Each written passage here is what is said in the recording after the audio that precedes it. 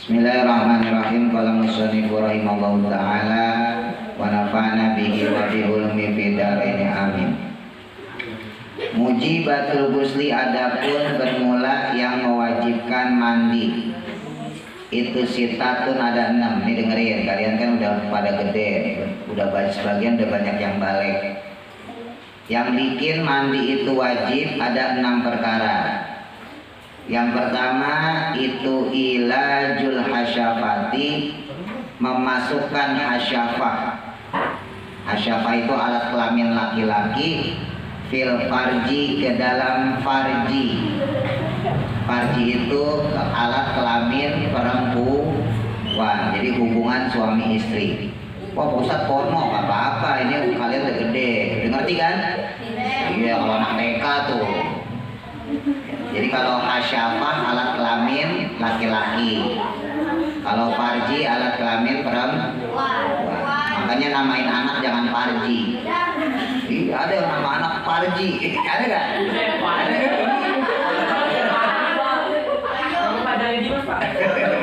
Wow, parah Rizky kan itu. Kalau Fajri bagus, Fajar, Fajri. Dipanggilnya Fajri. Tapi kalau Farji, itu yang pertama ya. Yang kedua, wa khurujul mani, keluarnya mani, ya sperma, ini buat laki-laki nih. Ya nanti kalau yang mau balik biasanya mimpi basah. Ya bukan mimpi disiram air, bukan. Mimpi keluar air sperma. Jadi ntar kalau yang laki-laki kalau bangun, nah kok kayak ada bekas tetesan pipis, terus lengket. Nah berarti kalian tandanya sudah balik. Nggak usah takut, nggak usah panik, ya, don't panic. Ya. Berarti itu kalian justru kalau nggak keluar, nah itu nggak normal berarti. Nah, jadi cewek. Ntar malah keluar head lagi. Itu mah Rizky. Rizky mulu. Patutnya di korban bully, Pak. Korban bullying, Pak. Ya. Jadi nanti yang laki-laki nih, khususnya yang kelas 5, kelas 6. Ya dengerin, siap-siap. Ya yang kelas 5, kelas 6 perempuan sebagian udah. Ya yang laki-laki. Kalau kalian nanti bangun tidur tiba-tiba ada basah-basah, berarti itu tanda kalian sudah balik. Maka mulai saat itu juga kalau kalian dosa, ya berbuat dosa tanggung sendiri, berbuat kebaikan dapat pahala juga dapat sendiri. Ya. Terus yang ketiga wal haidu haid. Nah, jadi kalau laki-laki keluar air mani, kalau perempuan keluar haid. Ya. Biasanya kalau mau menjelang haid, ya baru-baru pertama mau dapat haid, biasanya tuh udah mulai keputihan. Ya, yang buat perempuan nih yang belum haid, Sapna, Kak Windy, Kori udah ya? Kori nggak nyangka loh, Kori Mbot belum. Ya. Jadi kalau alat kelamin tadi perempuan farji udah mulai becek, ya becek nggak ada ojek. Nah itu berarti kalian udah mulai tanda-tanda mau siap-siap. Sama kayak tadi anak laki, nggak usah takut, nggak usah panik, nggak usah cemas. Berarti kalian normal. Iya. Jadi harus dikasih tahu, kalau nggak dikasih tahu panik ntar. Waduh kok saya berdarah gitu. Iya. Nah jadi kalian normal. Nah laki-laki juga gitu berarti normal.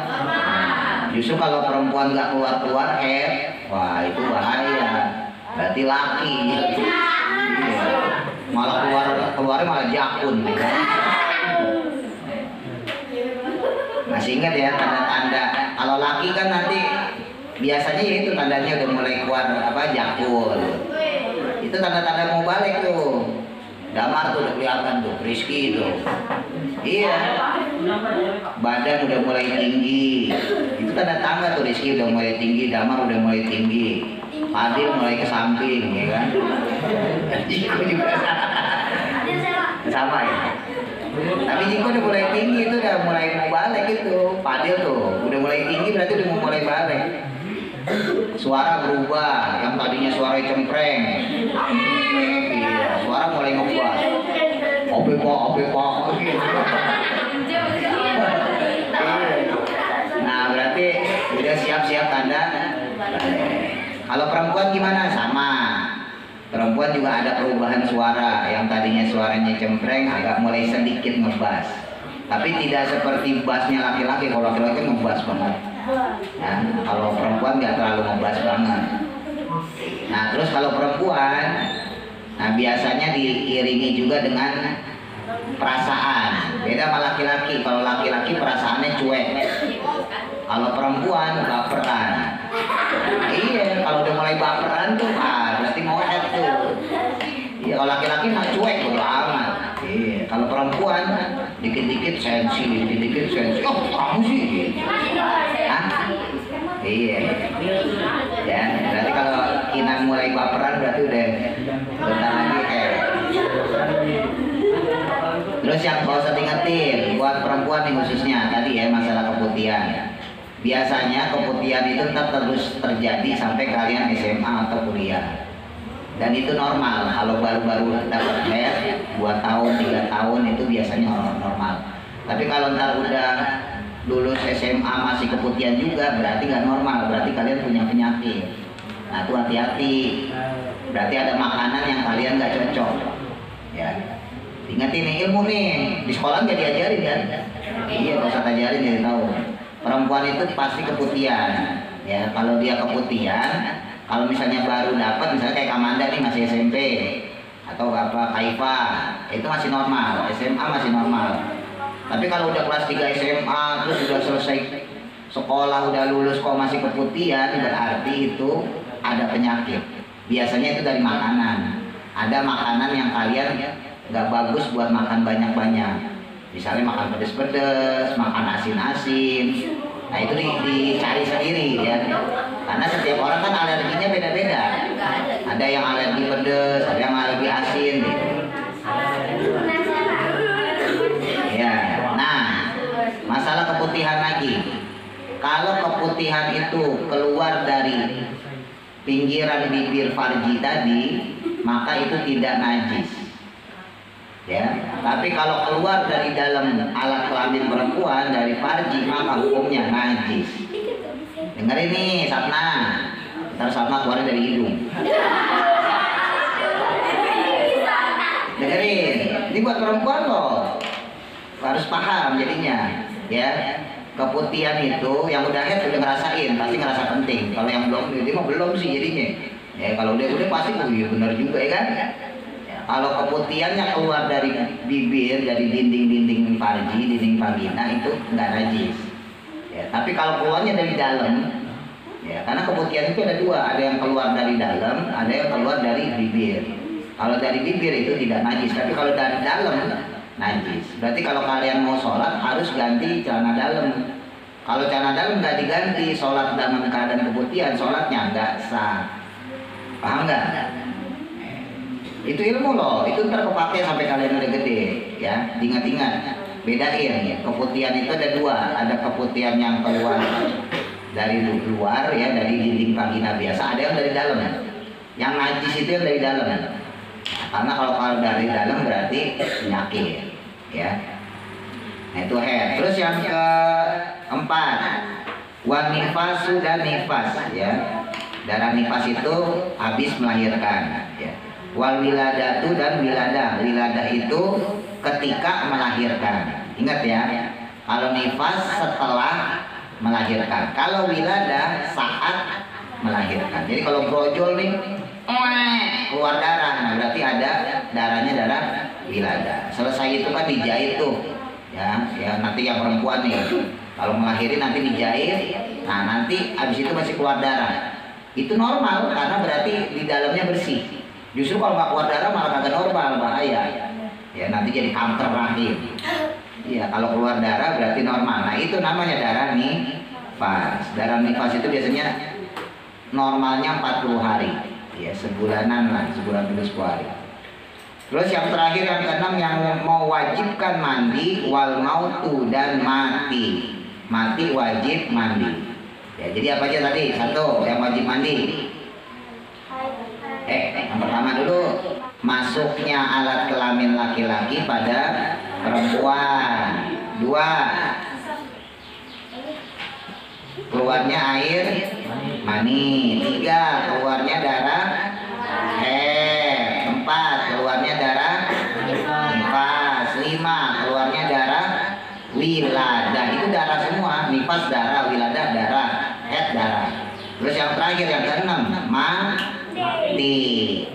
Nah, 5 yang tadi ya, hubungan badan, memasukkan farji, keluarnya mani, haid, nifas, wiladah, itu wajib mandi sendiri. Tapi kalau yang keenam, mati, wajib mandi sama orang, dimandiin. Nggak boleh mandi sendiri. Iya. Kalau mandi sendiri repot, pada takut, ya kan? Ya, bisa ada orang meninggal, ya kan? Datang Mas Dani mandiin. Iya. Ya bedanya apa tadi? Kalau yang 5 wajib mandi sendiri. Kalau yang keenam yang mati wajib dimandi.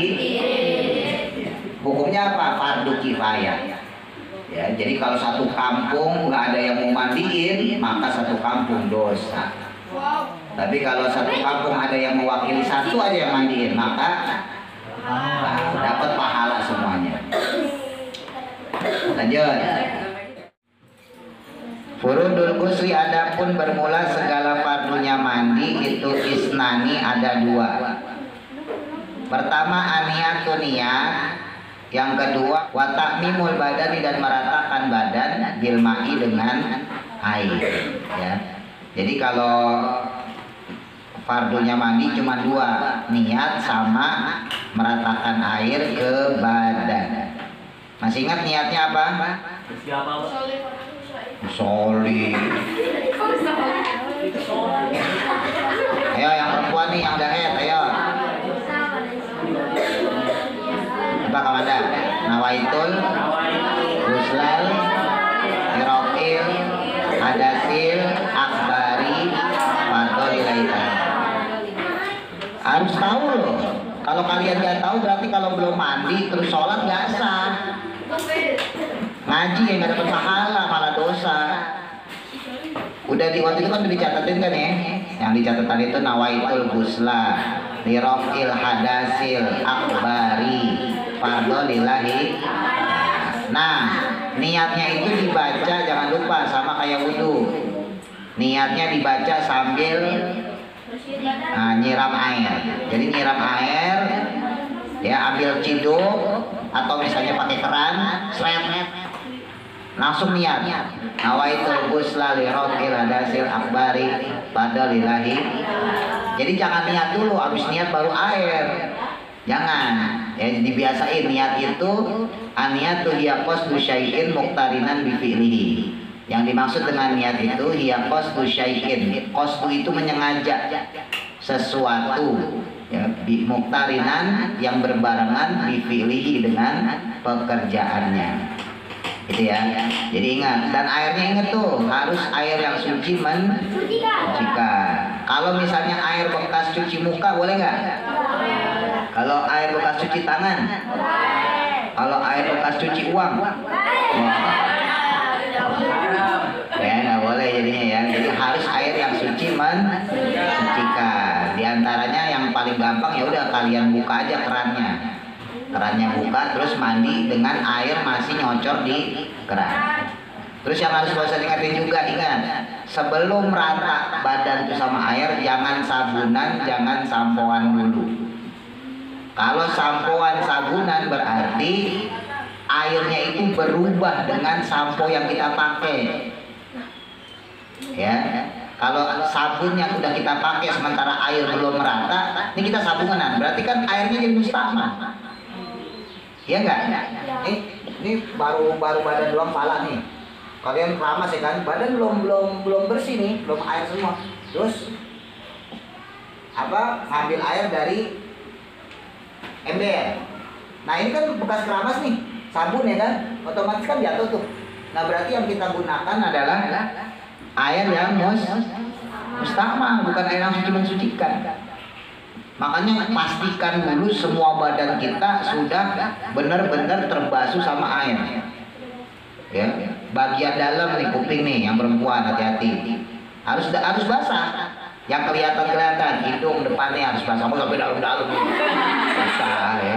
Cukup bagian depannya ya. Bagian bibir harus basah. Bagian ketek, selangkangan. Itu kan yang nyelip-nyelip tuh. Soalnya kalau mandinya jongkok kan otomatis ketutup kan ininya kan. Ini mandi jebur-jebur tau dalam mandi kagak basah, kering. Ya enggak? Iya. Nah makanya pastikan semuanya basah dulu. Udah basah benar-benar kita yakin wah ini udah basah semua nih dengan air. Baru kemudian kita pakai sampo, pakai sabun. Ya. Dan sabun dan sampo itu tidak wajib buat mandi, enggak. Sabun dan sampo itu cuma alat untuk memudahkan dalam membersihkan. Ya, bukan wajib. Wah, saya nggak mandi junub, nggak mandi wajib karena lagi kehabisan sampo, nggak boleh. Tetap harus mandi wajib, mandi junub, walaupun tanpa pakai sampo, walaupun tanpa pakai sabun. Gitu ya. Ada mau ditanya nggak? Paham nggak nih? Paham ya? Lanjut. Syurutul wudhu adapun bermula segala syarat-syarat wudhu itu asyaratun, ada 10. Ya, al-islamu yang pertama Islam. Wa tamyizu yang kedua tamyiz. Tamyiz itu udah bisa membedakan yang baik dengan yang buruk. Terus yang ketiga waniqa'u suci anil haidi dari haid. Jadi kalau perempuan dalam keadaan haid mau wudhu 100 kali tetap kagak sah. Karena syarat wudhu harus suci dalam haid. Wanifasi yang selanjutnya bersih juga, ya suci juga dari nifas. Nah ini yang penting yang keempat.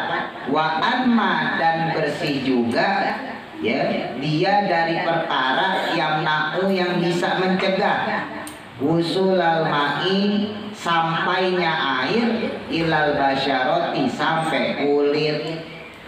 Ini sama nih sama kayak mandi.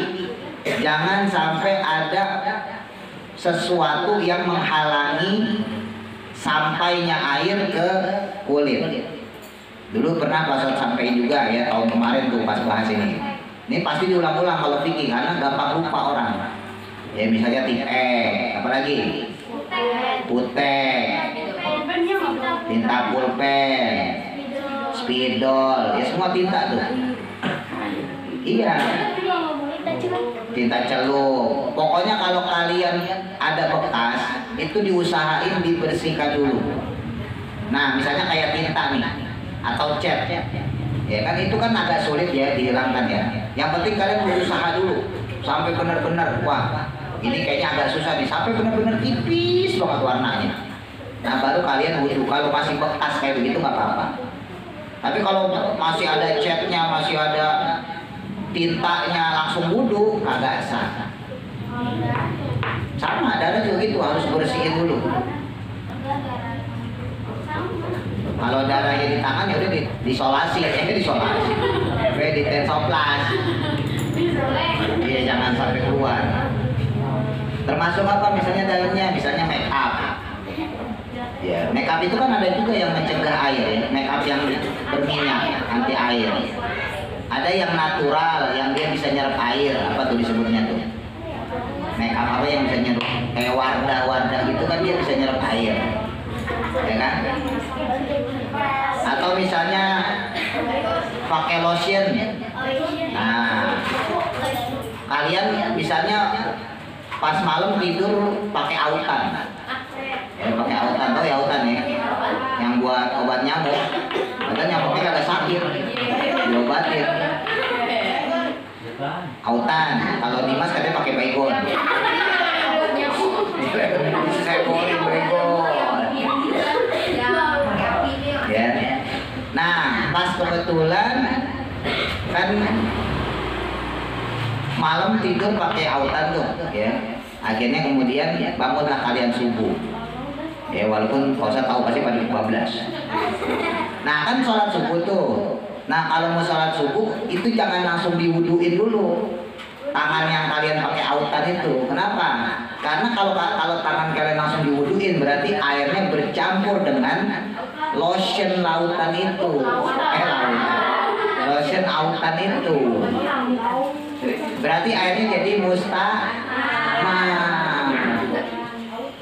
Hati-hati juga tuh ya, jadi bersihin dulu lotionnya ya, autannya bersihin dulu, baru kemudian kalian semualah kayak gitu ya, make up segala macam. Misalnya gitu Kinang jadi apa tuh pagar ayu kan suka tuh ya, pagar ayu kan sholat zuhur tuh, habis itu make upnya bersihin dulu baru sholat zuhur. Iya, Kori misalnya, Kori juga jadi pernah tuh jadi pagar ayu tuh. Pak Rayu itu yang kalau orang kondangan di depan jagain kotak. Tahu nggak? Kan kalau kalian kondangan ada orang yang jagain kotak tuh. Nah itu namanya pagar ayu. Kalau Dimas pagar betis. Nah itu kan kalau yang perempuan atau yang laki kan di make up itu. Iya, make upnya tebel. Laki itu di make up dibedakin. Nah itu maka harus dibersihkan dulu baru kemudian wudhu gitu.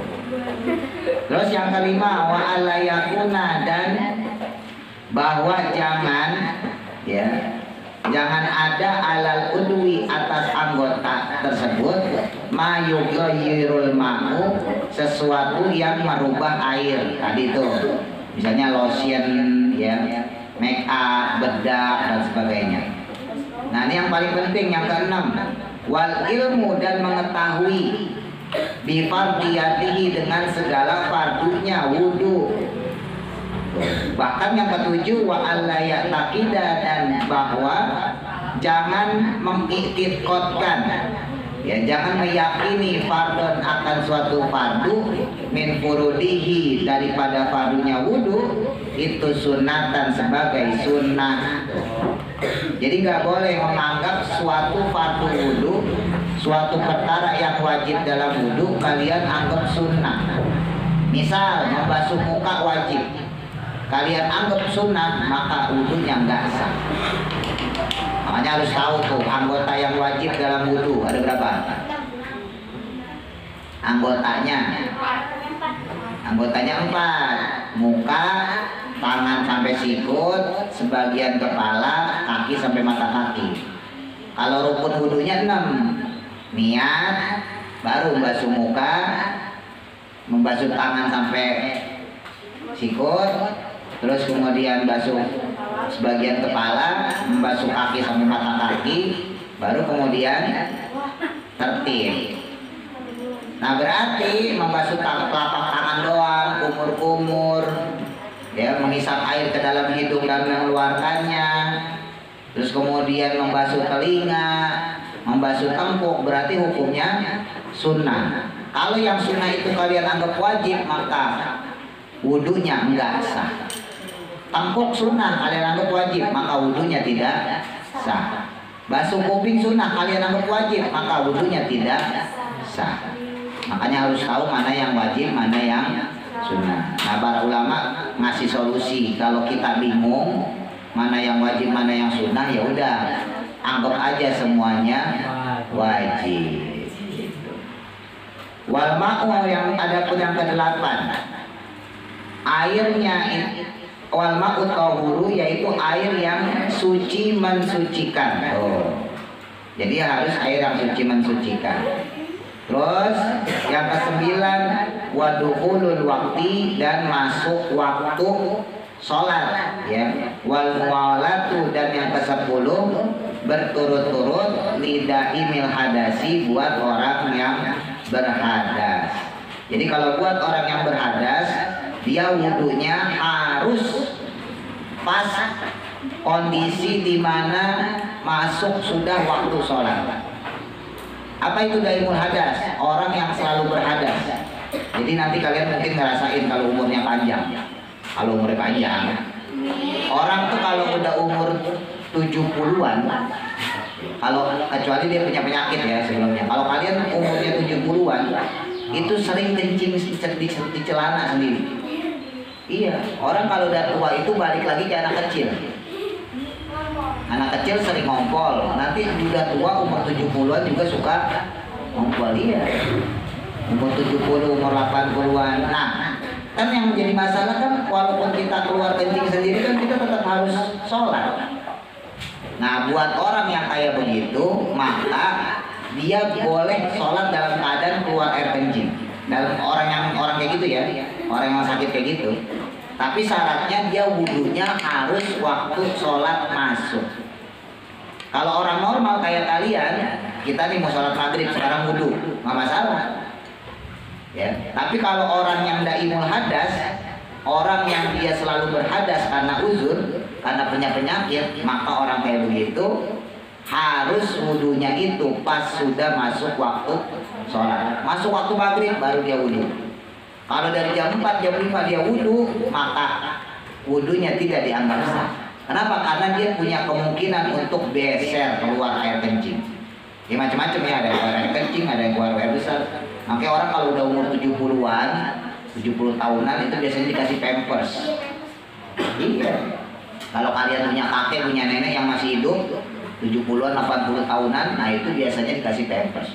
Kita juga bakal begitu ntar. Ya, kalau kecuali sehat, dari masih mudanya sehat. Ya, majinya rajin, wudunya bener. Insya Allah sampai umur 80, 90 tetap sehat. Iya. Orang kalau rajin wudu, sholatnya bener, jangankan sehat, mukanya aja awet muda. Iya benar Ustaz. Iya, benernya kenapa? Oh. Kalau Mas Dani boros. Iya benar, kakek Nabila misalnya, itu awet muda. Siapa lagi misalnya, kalau bapak kalian yang rajin sholat, mukanya awet muda. Pak Ustadz nih, Pak Ustadz awet muda. Iya, dari dulu segini-segini aja tanya Manda nih. Dari Manda masih kecil ya kan? Iya, lihat foto lama tuh. Oh iya. Mas Dani tanya yang haji lama ya kan? Nah,